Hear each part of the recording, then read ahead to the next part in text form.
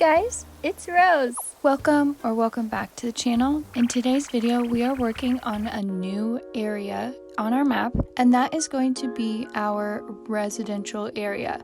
So I took myself to happyislanddesigner.com to plan out everything that I wanted to terraform first, and I kind of wanted it to be like a trail that you walked through to see all of the residents' houses. I hope that makes sense, but I just kind of wanted it to be like really mountainy and a lot of trees.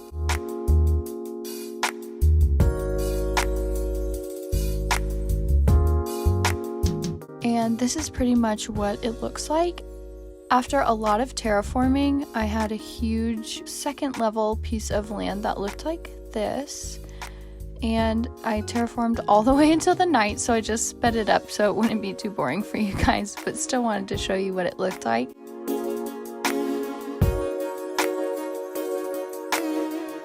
I also started planting some trees behind. I built a staircase.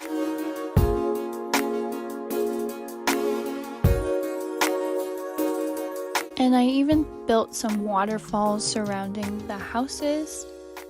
Next, we started moving all of our villager houses.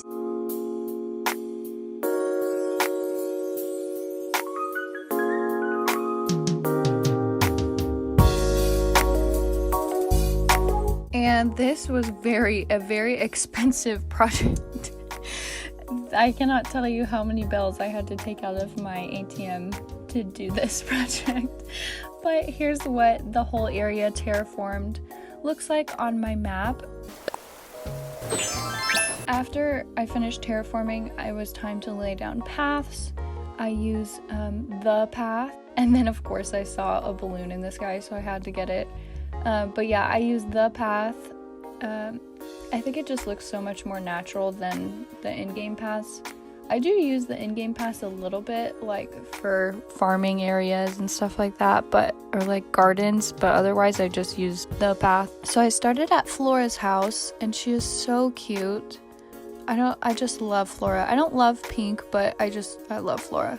So I gave her little pink rain boots and a clothing line, because she's super like into fashion and stuff, so I think she would always be like, I don't know, doing laundry and like obsessed about her clothes. It just felt right to give her that. In Molly's house, she lives right by a waterfall, which is so beautiful. Can you imagine sitting there and just like drinking coffee in the morning? I gave Molly some mum cushions so that it looked like she had a little garden, because I feel like she's always reading and like watering my flowers, so I thought that would be cute. I did like a white and blue with some brown for her color scheme.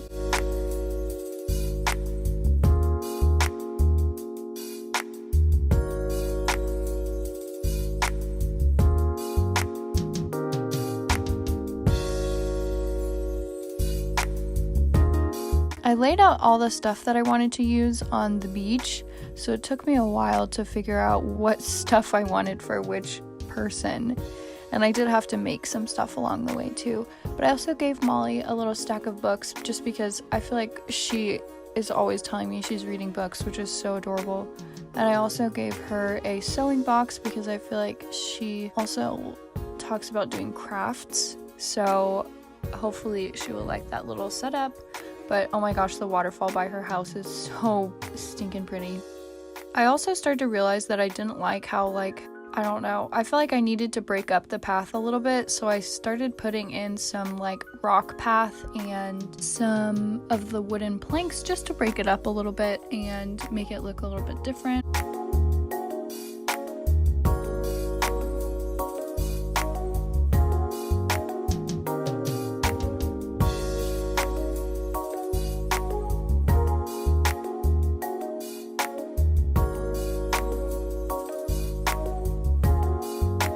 The next house that I'm doing is Angus? I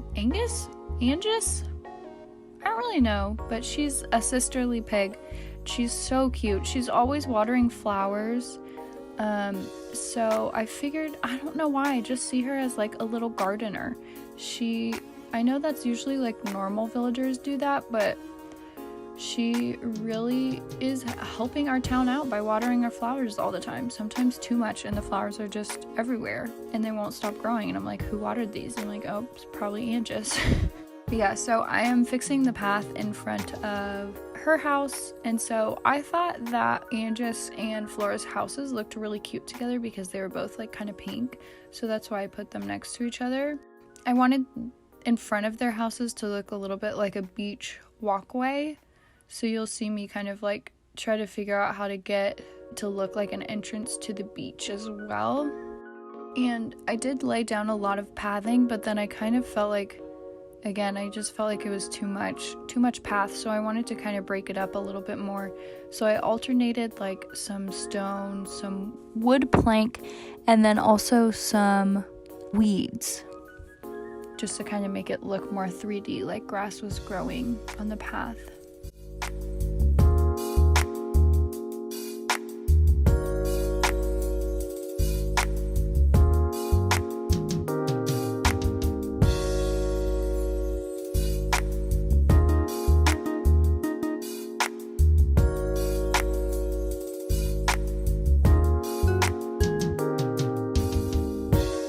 For Angie's house, I'm giving her a water fountain, and I felt like that color just matched her house so well.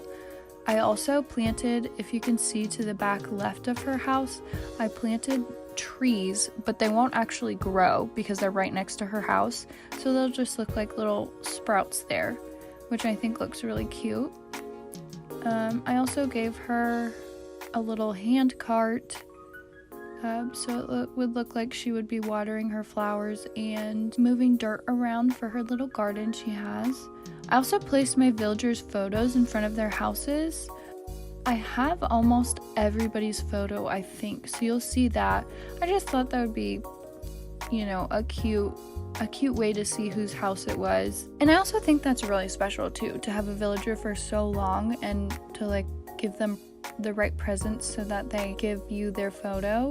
I don't know, but that just like melts my heart when that happens, so I wanted to display them in front of their houses.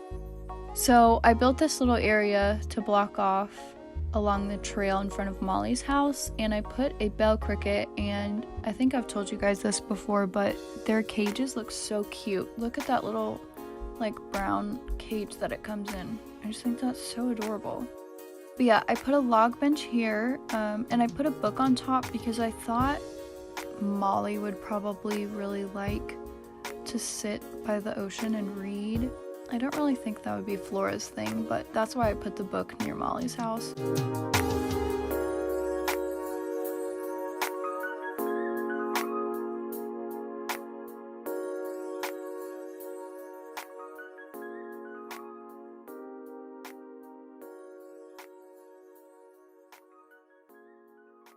I also fenced off parts of the trail too, so it looked like, you know, only certain areas were given access to the beach, and the rest of it was like to walk to their houses.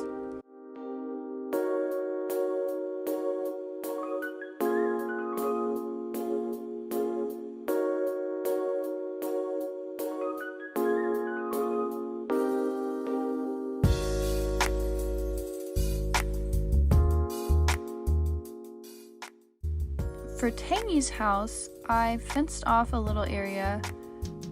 She actually has a pretty big yard, and she has a little waterfall by her house too, so she's a lucky girl. What kind of villager is that? Pop star villager, but I don't remember what kind it is.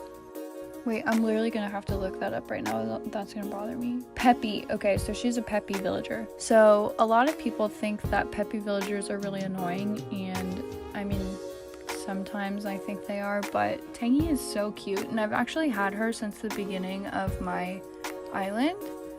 So I don't know, I just am like attached to her now, and I think she's so cute. And she always tells me I look fabulous, which is so sweet. I don't know, she's just really cute. So Tangy, I gave her a little chair, a log chair, and I customized the pillow to be green to match her house. And then I added a stool and cat grass on top, and I thought that looked really cute since she is a cat. I also planted an orange tree in front of her house. I mean, I had to. It's Tingy. She's a little orange cat. I placed a clothesline for her too, and then I had the idea to put dirt down and place oranges like she was growing. I know oranges grow on trees, but come on, it looks really cute. I decided to put the clothesline towards the back and put her little green rain boots that match her house in the front. I love doing that. I just think it looks so cute and adds a little bit of color, but not too much. But yeah, so I dropped the oranges down and then I put the fencing down. I also gave her a little wood stool and watering cans, just so she had a little, you know, I just thought it all looked really cute together. And then in front of her house, I started fixing the path again. I just felt like it was too much path. So I kind of was breaking it up a little bit with weeds and flowers and stuff. I just think that looks even more natural that way. But yeah, Tingy has a really good sized yard too. She's also one of the first houses that you see when you walk across the bridge from like the resident services, and you walk across that bridge right there. This is like the entrance to the little neighborhood that everyone lives in. Right by the waterfall, I added a well and a little bucket. So I thought that would look really cute, like everybody got their water from there.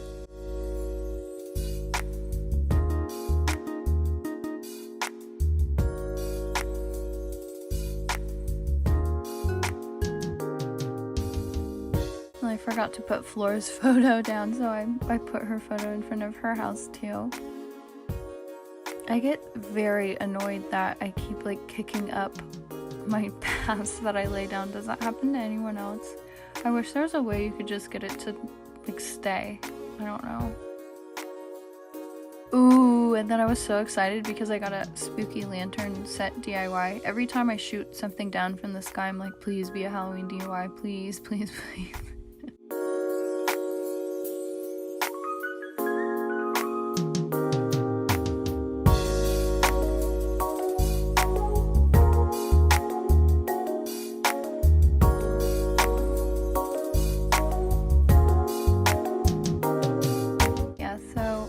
Breaking up the path a little bit more in front of Tingy's house and making sure I like that. Then I am finishing Flora's house. I kind of got stuck on her house because I didn't know what to do, but I kind of want to do like a little flamingo beach area in front of her house. I think that would be so cute. I put a stone arch in front to show that you were gonna enter the beach there. And then Tingy's house is right in front of it. Like I was saying before, it's like the first area that you walk into to the residential area. So I added a street lamp and a log bench so you had a nice spot to rest if you're just entering, like a little bus stop almost. But unfortunately we can't go to other places in Animal Crossing, but you never know. So now I'm just fixing the path a little bit more, just around the houses that I was decorating. Just kind of breaking up the path a little bit, trying to make it look more natural.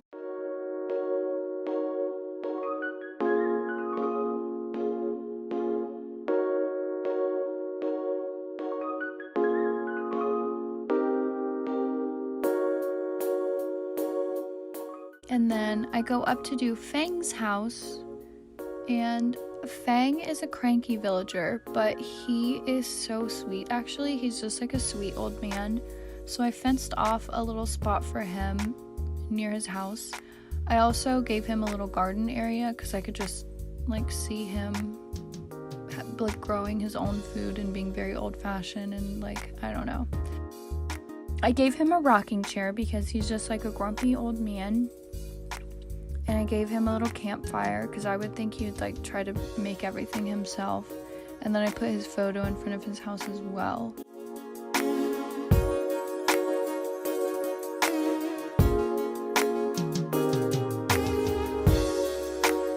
I also fixed some of the path up here and just broke it up a little bit. Sometimes you just need to lay a bunch of path down to see where you want it to go, and then you can really like make it look really nice. But laying down pathing, even if it's not like the final path that I'm gonna use, I think really helps to know where to put trees. So I usually I will usually terraform, mark off where I want like buildings and houses, and then lay pathing down, and then just kind of put trees and see where it would look nice.